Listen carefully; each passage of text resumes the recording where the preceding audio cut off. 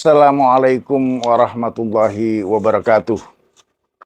Saudara-saudara yang berbahagia, saya ingin menyampaikan sesungguhnya 3 orang hakim Mahkamah Konstitusi yang sedang mengadili perselisihan Pilpres 2024 ini mengalami benturan konflik kepentingan. 3 orang hakim Mahkamah Konstitusi sesungguhnya mengalami benturan konflik kepentingan. Kenapa? Pertama begini, 3 orang ini diangkat oleh presiden. Jadi posisinya mewakili kepentingan presiden. Nah, sedangkan konstruksi permohonan dari paslon 01 dan 03 adalah mirip dengan pendapat DPR. Mirip pendapat DPR. Jadi kalau dalam sidang MK memutuskan pendapat DPR, itu akan berlanjut ke MPR atau tidak berlanjut. Nah, sedangkan gugatan paslon ini tidak begitu. Jadi sangat berbeda dari segi itu. Gugatan paslon ini hanya berakhir pada amar keputusan Mahkamah Konstitusi.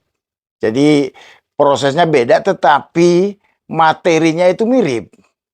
Jadi kalau pendapat DPR itu mengatakan presiden melanggar satu pasal dalam Undang-Undang Dasar atau melakukan perbuatan tercela.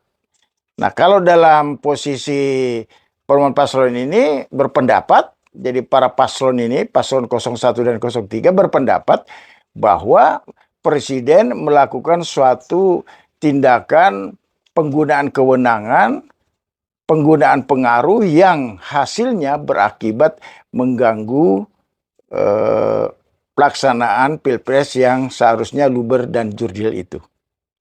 Nah, oleh sebab itu, mereka apakah 3 hakim konstitusi ini bisa bersikap objektif, itu masalahnya. Karena pada dasarnya dia itu diangkat menjadi hakim dalam Mahkamah Konstitusi itu untuk membela posisi kepentingan presiden.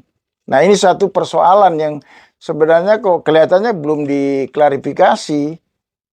Sebab komposisinya hakim MK itu kan 3 mewakili presiden, 3 mewakili DPR, dan yang di tengah-tengah itu 3 orang hakim dari Mahkamah Agung.